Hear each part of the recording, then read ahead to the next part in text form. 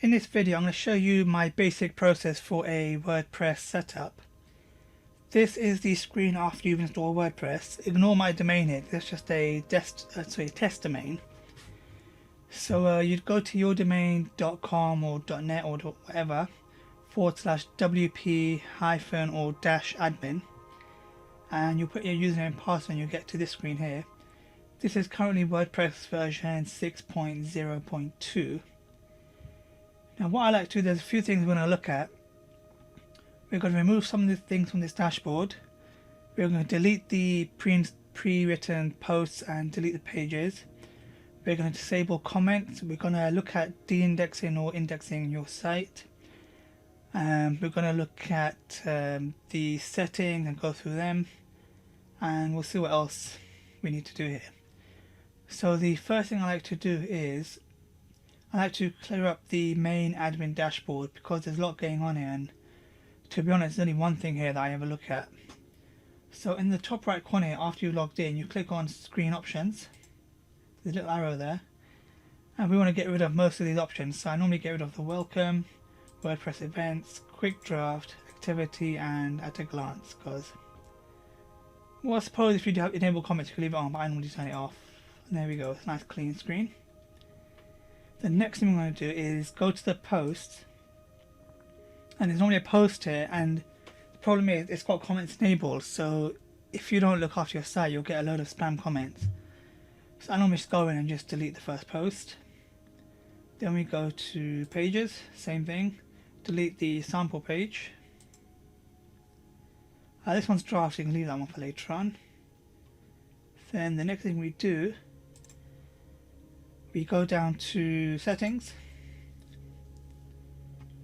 Everything here should be okay, because this is what you did when you first set it up. I normally go to discussion and I disable the first few options, because I don't like having comments, because it's too hard to manage, and unless you've got one website then it's fine, but I've got hundreds, so I don't want to manage the comments, so I save changes. So that was attempt to notify blogs linked to from the post. Allow link notification, allow people to make comments, and yeah, I just disable all of that. And then comment must be manually approved, so just in case you do by mistake enable comments on your post, you just choose comment must be manually approved. Okay, and then you click save. And then the next one, important one, is permalinks. Now by default it will be set to plain, but I always set it to posting. That is very important, especially for SEO purposes, because you want your post to rank by the title, and you want the title to be as close as possible to the main root URL. Give me 1 second, let me just turn my phone off. Okay, so that really helps with ranking and so on. So set it to post name, save changes. And then of course you'd go to privacy, and you'd actually make your own privacy page, but let's just go back to pages and just look at this one. A second. I hate this pop-up. Okay. So of course you'd go in there and you delete where it says suggested text, and just obviously put your own privacy policy in there. But I've seen plenty of sites where they just leave it as it is, which is a bit naughty. So delete that. Delete that. Ideally you want to be going in there and putting your own privacy policy. I probably will make another video on how to do that, but you can just Google free privacy policy generator. There are some paid plugins. If you've got a busy site or something, or you anticipate you're going to have a busy site, it's good to have a proper privacy policy, but just to keep within the rules. You can use this one or just edit it as you need, or just Google free privacy policy generator. There's even some plugins, but they're all a bit, most of them they force you to get the pro upgrade, which annoys me. Okay, that's done. Publish. So now we've published it. Okay, I think there's an issue with my setup. I guess fine, no problem. Leave that for now.